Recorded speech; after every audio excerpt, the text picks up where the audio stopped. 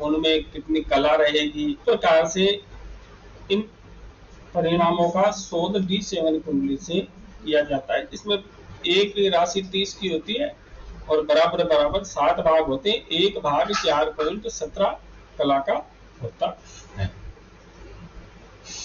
तो देखिए जिस प्रकार से यदि ग्रह देव विषम राशि में होते हैं तो वहीं से गणना की जाती है, और सम राशि में होते हैं तो सप्तम से गणना की जाती है।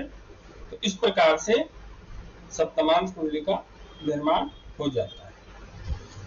तो जब सप्तमांश कुंडली बन जाती है तो सप्तमांश कुंडली का जो लग्न होता है तो उससे आप विचार कर सकते हो, उस लग्न की स्थिति से विचार कर सकते हो कि जो सप्तमांश कुंडली का लग्न है वो भृगोत्तम लग्न है ना, या पुष्कर नवमांश में गया है, या उसका स्वामी 6, 8, 12 में तो नहीं गया। तो लग्न की जैसी स्थिति होगी उस प्रकार से आप संतान का विचार कर सकते हो कि इस जातक के संतान होगी या नहीं होगी। द्वितीय भाव से संतान के आप संस्कार देख सकते हो कि आपकी संतान के संस्कार कैसे होते हैं, क्योंकि लग्न कुंडली में द्वितीय भाव से आपके संस्कार देखे जाते हैं और सप्तमांश कुंडली के द्वितीय भाव से संतान के संस्कार देख सकते हो आप कि संतान संस्कारवान होगी कि नहीं होगी, संतान के पास कितनी धन संपत्ति होगी, कितना कुटुंब होगा, कुटुंब में तालमेल कैसा होगा। तीसरा भाव मेहनत का है, पराक्रम का है, छोटे भाई बहनों का है। तो आप देख सकते हो जातक कितना पराक्रमी होगा, है ना, संतान कितनी पराक्रमी होगी, कितनी मेहनती होगी, ये आप तृतीय भाव से विचार कर सकते हो। चतुर्थ भाव से आप ये विचार करोगे कि संतान से आपको कितना सुख मिलेगा, कितनी खुशी मिलेगी, संतान आपके पास रहेगी या संतान दूर रहेगी, ये आप चतुर्थ भाव से विचार कर सकते हो।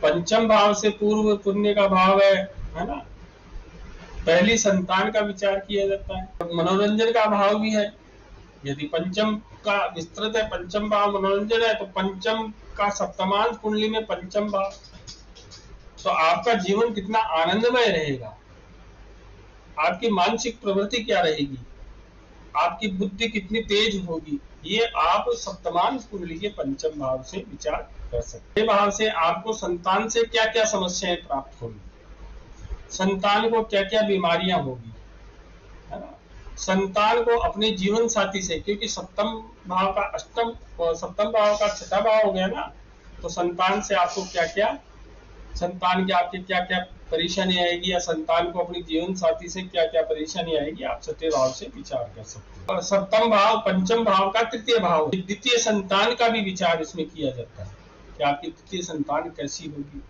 है ना।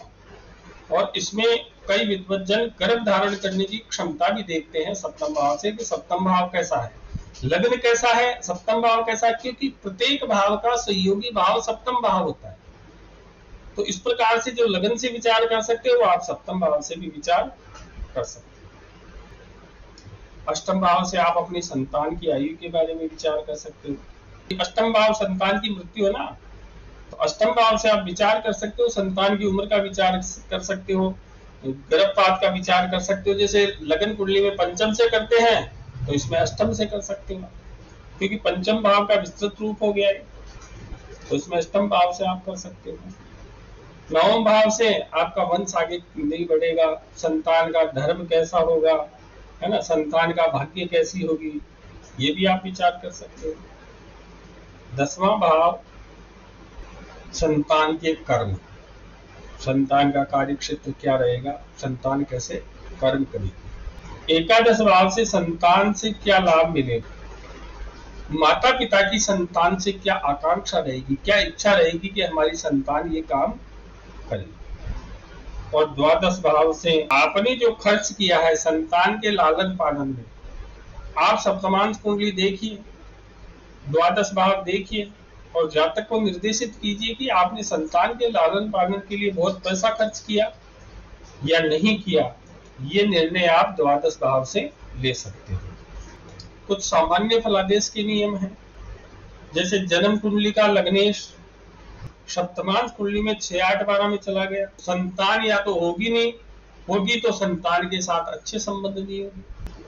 और सप्तमांश कुंडली के पंचम भाव से पहली संतान, सप्तम भाव से दूसरी संतान, नवम भाव से तीसरी संतान, एकादश भाव से चतुर्थ संतान का। देखिए इसमें पहली संतान का विचार विशेष किया जाता है। यदि किसी की दूसरी संतान है तो वो माँ के समान होगी, जैसे उसकी माँ है वैसी उसके संतान होगी। जैसे संतान की बीमारियां देखते हैं ना, अनुवांशिक रूप से कैसा रहेगा, जैसे अनुवांशिक रूप से बीमारियां चलती है या अनुवांशिक रूप से शरीर बढ़ता है, किसी माता पिता का शरीर भारी होता है तो बच्चे का भी भारी हो जाता है, बच्चे में कोई बीमारी हो जाती है तो उनमें भी कोई बीमारी हो जाती है। तो आप ये मंगल और चंद्र देव से देख सकते हो। मंगल संतान की कुंडली में मंगल और चंद्रदेव की क्या स्थिति है, सप्तमांश में क्या स्थिति है, लग्न में क्या स्थिति है, इन दोनों से आप विचार कर सकते हो। पंचम भाव भावेश है ना, इनसे आप विचार कर सकते हो कि किस प्रकार से उन्हें अनुवांशिकता प्राप्त होगी। सप्तमांश कुंडली से आप आने वाले वंश का भी विचार करते हो, पोते पोतियों का, इनका भी विचार आप करते हो। और अष्टम भाव मैंने आपको बताया कि अष्टम भाव संतान की आयु का है, गर्भपात का है, क्योंकि संतान में किसी को समस्या आ रही है, आपके पास कुंडली आई है तो सप्तमांश कुंडली का अष्टम भाव देखिए, अष्टम भाव पीड़ित हो, अष्टम भाव पीड़ित होगा तो संतान में समस्याएं आएंगी। सप्तमांश कुंडली में अच्छे अच्छे योग हैं, गजकेसरी योग है, बहुत जातक बुद्धिमान होगी, गुरुदेव की स्थिति ठीक है सप्तमांश कुंडली में तो जातक बहुत बुद्धिमान होगा, जातक की जो संतान होगी बुद्धिमान होगी, मेधावी होगी जातक की संतान। और देखिए गोद लेने का एक होता है, गोद लेने का यह है, लगन कुंडली में आप देखते हो द्वितीय भाव खराब होता है तो गोद लेते हैं, है ना, द्वितीय भाव का स्वामी डैमेज हो जाता है तो व्यक्ति गोद जाता है, अपने कुटुंब से दूर चला जाता है। और सप्तमांश कुंडली में आप देखोगे अष्टम भाव से, जब अष्टम भाव का संबंध सप्तमांश कुंडली में नवम भाव से बने, जैसे अष्टम का स्वामी नवम में बैठ जाए, नवम का स्वामी अष्टम में बैठ जाए, है ना, या नवम के स्वामी की दृष्टि अष्टम पे हो, किसी भी प्रकार से संबंध बने तो आप कह सकते हो कि ये जातक गोद जाएगा या आप संतान गोद ले सकते हो या आपकी संतान किसी की गोद चली जाएगी। इस प्रकार से आप फलादेश कर सकते हैं। देखिए ये आपके सामने कुंडली है तो सप्तमांश कुंडली के जो लग्नेश है शनिदेव वो छठे भाव में बैठे हुए हैं, तो जातक को संतान प्राप्ति करने में बाधा होगी, संतान देरी से प्राप्त होगी। यदि ऐसा नहीं होगा तो संतान से दूरी हो जाएगी जातक की, किसी भी प्रकार से शारीरिक रूप से मानसिक रूप से जातक का जो जिसकी कुंडली है उसकी आज्ञा नहीं मानेगी संतान, है ना, तो इस प्रकार का फलादेश कर सकते हैं। तो देखिए अष्टम से जातक की संतान के सुख का विचार किया जाएगा, संतान की आयु कितनी होगी, तो इसमें मंगल देव बैठे हुए हैं तो गर्भपात की संभावनाएं कह सकते हो, संतान में थोड़ी समस्या आ सकती है, गर्भपात आपका हो सकता है। तो इस प्रकार की समस्याएं जातक के आई। द्वितीय भाव में शनिदेव की राशि है और शनिदेव छठे भाव में बैठे हुए हैं तो संतान इसका धन खर्च करेगी, जैसा आपने कहा। हाँ, पढ़ाई पे धन खर्च हो ही रहा है, वेस्टेज भी होगा, वेस्टेज भी होता होगा। जी गुरु जी। तृतीय भाव के स्वामी छठे भाव में चले गए तो कहीं ना कहीं जातक की मेहनत में कमी, जातक की संतान की मेहनत में कमी आएगी, पराक्रमी कम होगी, ऐसा भी आप कह सकते हो। अच्छा, लेकिन देखिए लग्नेश की स्थिति क्या है, जो जन्म कुंडली के लग्नेश हैं वो जाकर योग कारक विष्णु लक्ष्मी योग बना रहे हैं सप्तमांश कुंडली में और कर्म भाव में बैठे हुए हैं। तो अर्थात जो जातक की संतान होगी या जातक के संतान होने के बाद में आर्थिक वृद्धि होगी जातक के जीवन में और जातक की संतान के जीवन में, ऐसा भी जातक के जीवन में होगा। हुआ है गुरु जी,